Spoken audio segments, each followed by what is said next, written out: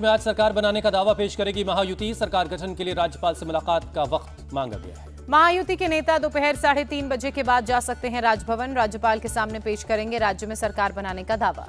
Maharashtra BJP विधायक दल की आज सुबह 11 बजे बैठक होगी। देवेंद्र फडणवीस को चुना जा सकता है विधायक दल का नेता। महाराष्ट्र बीजेपी के पर्यवेक्षक विजय रूपाणी ने कहा, बीजेपी के सीएम बनाए जाने पर महायुति में सहमति। विधायक दल की बैठक के बाद हाईकमान को सौंपा जाएगा सीएम का नाम। कार्यवाहक सीएम एकनाथ शिंदे से मिले देवेंद्र फडणवीस। शिंदे डिप्टी सीएम पद की शपथ लेने के लिए तैयार हुए। गृह मंत्रालय की जिद भी छोड़ी।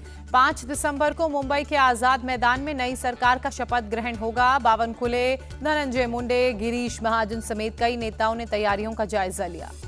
महाराष्ट्र सरकार के शपथ ग्रहण में पीएम मोदी, अमित शाह, राजनाथ सिंह, बीजेपी शासित राज्यों के सीएम और डिप्टी सीएम शामिल होंगे। साधु संतों को भी न्योता भेजा गया। राहुल गांधी का आज संभल दौरा। पीड़ित परिवारों से करेंगे मुलाकात। संभल में हिंसा के बाद के हालात का लेंगे जायजा। संभल प्रशासन ने राहुल गांधी को नहीं दी है दौरे की इजाजत। मुरादाबाद के कमिश्नर अंजनेय कुमार सिंह ने राहुल गांधी से दौरा रद्द करने की अपील की। अंजनेय कुमार सिंह ने कहा, 10 दिसंबर तक बाहरी लोगों के आने पर रोक बरकरार। नेताओं के आने से बिगड़ सकता है संभल का माहौल। संभल प्रशासन ने गौतम बुद्ध नगर के डीएम से मांग की, राहुल गांधी को अपने जनपद की सीमा पर ही रोकने का इंतजाम करें। संभल हिंसा का पाकिस्तानी कनेक्शन सामने आया। हिंसा वाली जगह से फॉरेंसिक टीम को पाकिस्तानी ऑर्डिनेंस फैक्ट्री में बने 5 खोखे और एक मिसफायर कारतूस मिला। संभल के एसपी के बिश्नोई ने बताया, आज भी जारी रहेगी फॉरेंसिक टीम की तलाशी। सीसीटीवी फुटेज की मदद से लोगों की पहचान की जा रही है। बीजेपी प्रवक्ता राकेश त्रिपाठी ने कहा, पाकिस्तानी असलहों से भारतीय पुलिस का फायर करने वाले देशद्रोही हैं। संभल प्रशासन का एक्शन। बीएमजी इंटर कॉलेज के पास अवैध रूप से बनी दुकानों को तोड़ा गया। लोकसभा में संभल के मुद्दे पर हंगामा जारी। अखिलेश यादव ने मंगलवार को प्रश्नकाल में संभल पर चर्चा की मांग की। स्पीकर ने जब 0 आवर में बात करने को कहा तो विपक्ष ने किया सदन से वॉकआउट। विपक्षी सांसदों के हंगामे के बीच अखिलेश यादव से संसदीय कार्य मंत्री किरण रिजिजू ने बात की। संभल के मुद्दे पर चर्चा के भरोसे के बाद सदन में विपक्षी लौटे। सपा चीफ अखिलेश यादव ने कहा, संभल हिंसा सोची समझी साजिश है। ये खुदाई हमारे देश की तहजीब खो देगी। अखिलेश यादव बोले, यूपी में चुनाव था इसलिए संभल में साजिश की गई। 13 को होने वाले उपचुनाव 20 नवंबर को क्यों करवाया गया। अखिलेश यादव ने बीजेपी पर आरोप लगाया, ये सरकार संविधान नहीं मानती। संभल का माहौल बिगाड़ने के लिए पुलिस प्रशासन जिम्मेदार है। फैजाबाद से सपा सांसद अवधेश प्रसाद ने अफसोस जताया। कहा, अखिलेश यादव ने संभल हिंसा के मामले में सदन में मुद्दा उठाया लेकिन सरकार की तरफ से कोई जवाब नहीं दिया। केंद्रीय मंत्री गिरिराज सिंह ने कहा, अखिलेश ने संभल के मुद्दे पर सदन में राजनीतिक भाषण दिया। मैंने उन्हें कई बार टोका भी।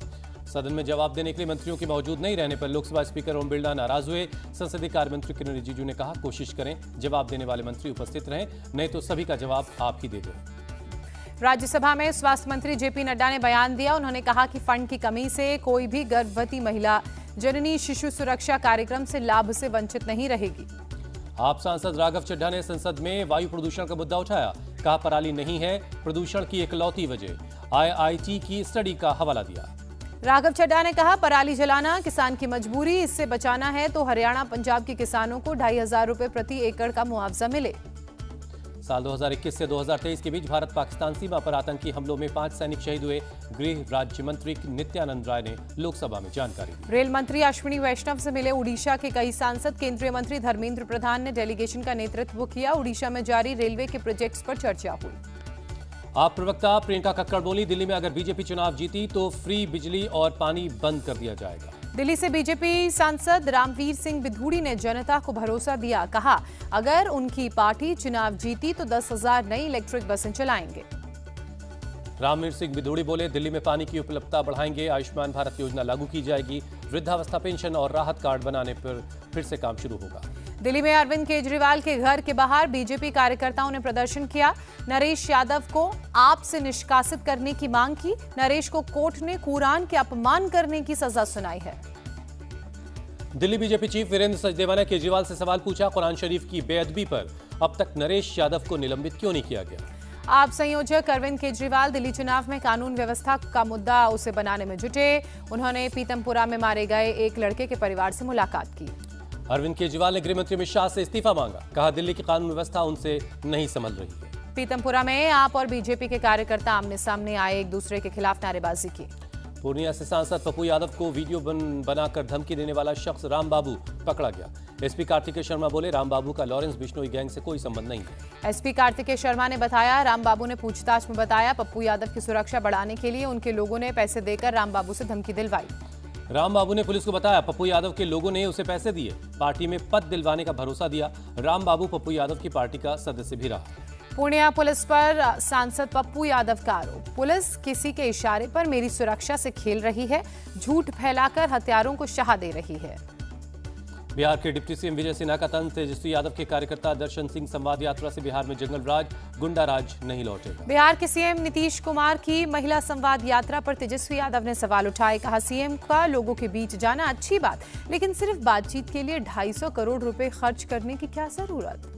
तेजस्वी यादव बोले नीतीश कुमार बिहार को चलाने में सक्षम नहीं, कुछ लोग उनका चेहरा आगे कर बिहार के खजाने को लूट रहे हैं। 5 दिसंबर को झारखंड कैबिनेट का विस्तार होगा, सीएम हेमंत सोरेन की पत्नी कल्पना सोरेन के भी मंत्री बनने की अटकलें। नोएडा में आंदोलन कर रहे किसानों के लिए सीएम योगी का बड़ा फैसला, किसानों की समस्या के निपटारे के लिए 5 सदस्यों की एक समिति का गठन का आदेश। यूपी के नोएडा में राष्ट्रीय दलित प्रेरणा स्थल पर किसानों ने प्रदर्शन किया, पुलिस ने कई किसानों को हिरासत में भी लिया। सपा सांसद अवधेश प्रसाद बोले डबल इंजन की सरकार से सबसे ज्यादा किसान दुखी हैं, अगर किसान दिल्ली जाकर केंद्र सरकार से अपनी बात कहना चाहते हैं तो उन्हें क्यों रोकना। हिंदू सेना के राष्ट्रीय अध्यक्ष ने भारतीय पुरातत्व विभाग के डायरेक्टर जनरल को चिट्ठी लिखकर मांग की, दिल्ली के जामा मस्जिद का सर्वे हो। हिंदू सेना के राष्ट्रीय अध्यक्ष ने किताब मसीरे आलमगिरी का हवाला दिया, कहा जोधपुर और उदयपुर के कृष्ण मंदिर को तोड़कर वहां की मूर्तियों को जामा मस्जिद की सीढ़ियों में छिपाया गया। जेएमएम सांसद सरफराज अहमद ने civil aviation minister Ram Mohan Naidu से मांग की, देवघर धार्मिक स्थान है, दिल्ली से देवघर के बीच कम से कम 3 फ्लाइट्स का परिचालन हो। बाबा सिद्दीकी मर्डर केस को मकोका कोर्ट ने 8 आरोपियों को 7 दिसंबर तक पुलिस रिमांड में भेजा, मुख्य शूटर भी इसमें शामिल। पंजाब के संगरूर में प्रदर्शन कर रहे बेरोजगार शिक्षकों पर पुलिस ने बरसाई लाठियां, सीएम आवास के बाहर से खदेड़ने के लिए वाटर कैनन से भी पानी का छिड़काव। भर्ती की लिस्ट जारी करने की मांग कर रहे करीब 500 टीचर्स ने बठिंडा चंडीगढ़ नेशनल हाईवे जाम कर दिया, पुलिस से झड़प में कई टीचर जख्मी हुए। लखनऊ के विकास नगर इलाके में पुलिस और बदमाशों के बीच मुठभेड़, पुलिस ने 2 लुटेरों को गिरफ्तार किया। बाइक सवार बदमाश स्कूल जा रही महिला का बैग छीन कर भागे, बैग के साथ सड़क पर घसीटती चली गई महिला, पुलिस ने कई टीम बनाकर गिरफ्तार किया बदमाश। जयपुर में नारकोटिक्स डिपार्टमेंट ने एक महिला को ड्रग्स के साथ गिरफ्तार किया, महिला के पास से 123 ग्राम एमडी ड्रग्स बरामद। आरोपी महिला एक यूनिवर्सिटी के पास ड्रग्स बेचने आई थी, ड्रग्स की कीमत इंटरनेशनल मार्केट में करीब 6 लाख रुपए। रोहतक में पुलिस और गैंगस्टर राहुल बाबा के बीच मुठभेड़, राहुल के पैर में लगी गोली, पुलिस ने गिरफ्तार कर लिया है। एनकाउंटर में राहुल बाबा का एक साथी दीपक मारा गया, आयुष नाम का एक बदमाश घायल, 3 देसी पिस्तौल हुई बरामद। मध्य प्रदेश के जबलपुर में कुख्यात बदमाश गिरफ्तार, पुलिस से बचकर भागते हुए पहाड़ी से गिरा, पुलिस ने गिरफ्तार किया। राजधानी भोपाल में डबल मर्डर से सनसनी, एएसआई ने अपनी पत्नी और साली की चाकू मारकर हत्या की। उत्तराखंड के उधमपुर में एनकाउंटर, पुलिस की कार्रवाई में गौ तस्कर तस्लीम के पैर में लगी गोली। ताजमहल को बम से उड़ाने की धमकी, अफवाह निकली, ईमेल से धमकी मिलने के बाद पुलिस ने तलाशी ली। गुजरात के अंकलेश्वर में एक फैक्ट्री में धमाका, काम कर रहे 4 मजदूरों की मौके पर मौत, एसडीएम ने हादसे की पुष्टि की। यूरोपीय अंतरिक्ष एजेंसी के प्रोबा 3 मिशन को आज लॉन्च करेगा इसरो, आंध्र प्रदेश के श्रीहरिकोटा से शाम 4:08 पर होगी लॉन्चिंग। उबर ऐप ने श्रीनगर के डल लेक में शिकारा बुकिंग सेवा शुरू की, शिकारा एसोसिएशन के प्रेसिडेंट बोले लोगों का अच्छा रिस्पांस मिल रहा है। भुवनेश्वर में सीएम मोहन मांझी से मिली फिल्म दी साबरमती रिपोर्ट की प्रोड्यूसर एकता कपूर, उड़ीसा में फिल्म को टैक्स फ्री करने के लिए आभार जताया। जम्मू कश्मीर के डल झील में ऑनलाइन शिकारा की हुई शुरुआत, पर्यटकों की सुविधाओं को देखते हुए इसकी शुरुआत की गई है। लाहौल स्पीति में सीजन की पहली बर्फबारी, सड़कों पर बिछी बर्फ की मोटी परत, पर्यटकों में छाई खुशी। बांग्लादेश की पूर्व पीएम शेख हसीना ने अल्पसंख्यकों के खिलाफ हिंसा के लिए यूनुस सरकार को जिम्मेदार ठहराया, कहा मैंने सरकार नहीं चाहती थी इसीलिए देश छोड़ने का फैसला किया। न्यूयॉर्क में आवामी लीग के कार्यक्रम को वर्चुअली संबोधित करते हुए शेख हसीना ने पीएम मोहम्मद यूनुस को बताया मास्टरमाइंड, कहा वो छात्रों के साथ मिलकर सामूहिक हत्याओं में शामिल हैं। बांग्लादेश सरकार ने सिक्योरिटी का हवाला देकर त्रिपुरा में अपने असिस्टेंट हाई कमीशन को अगले आदेश तक बंद किया। वकील के पेश न होने पर इस्कॉन धर्मगुरु चिन्मय दास की जमानत पर सुनवाई टली, अगली सुनवाई 2 जनवरी को। जयपुर में अखिल भारतीय संत समिति और सनातन संस्थाओं का प्रोटेस्ट, बांग्लादेश में हिंदुओं को इंसाफ देने की मांग की। बांग्लादेश में हिंदुओं और अल्पसंख्यकों पर हो रहे अत्याचार को लेकर रामनगरी अयोध्या में प्रदर्शन, श्री राम जन्मभूमि तीर्थ क्षेत्र के महासचिव चंपत राय भी विरोध मार्च में शामिल हुए। चंपत राय बोले भारत ने मुश्किल से मुश्किल वक्त में बांग्लादेश का साथ दिया, आज वहां की सरकार को अन्याय के खिलाफ खड़े होने और अल्पसंख्यकों को सुरक्षा देने की जरूरत है। टीएमसी सांसद सुदीप बंदोपाध्याय ने कहा बांग्लादेश में हिंदुओं पर अत्याचार हो रहा है, भारत सरकार का क्या रुख है, विदेश मंत्री संसद में आकर जवाब दें। असम कांग्रेस ने गुवाहाटी में बीजेपी के खिलाफ प्रोटेस्ट किया, बांग्लादेश में अल्पसंख्यक हिंदुओं पर हो रहे अत्याचार के खिलाफ पीएम मोदी से एक्शन की मांग की। सचिन तेंदुलकर ने मुंबई के शिवाजी पार्क में कोच रमाकांत आर्चरेकर के स्मारक का अनावरण किया। राज ठाकरे भी मौजूद रहे। टीम इंडिया के पूर्व कप्तान एमएस धोनी ने पत्नी साक्षी के साथ गढ़वाली गाने पर डांस किया। परिवार के साथ ऋषिकेश की यात्रा पर हैं Dhoni. Mains junior Asia hockey cup में भारत ने लगाई जीत की हैट्रिक। सेमीफाइनल में मलेशिया को 3-1 से हराया। पाकिस्तान से होगी खिताबी भिड़ंत। विश्व शतरंज चैंपियनशिप में भारत के डी गुकेश और चीन के डिंग लिरेन ने 7वीं बाजी ड्रॉ खेली।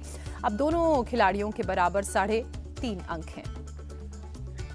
सर डॉन ब्रैडमैन की बैगी ग्रीन कैप को नीलामी में मिले 2 करोड़ 63 लाख रुपए। क्रिकेट इतिहास की दुर्लभ चीजों की नीलामी में इसे खरीदा गया है।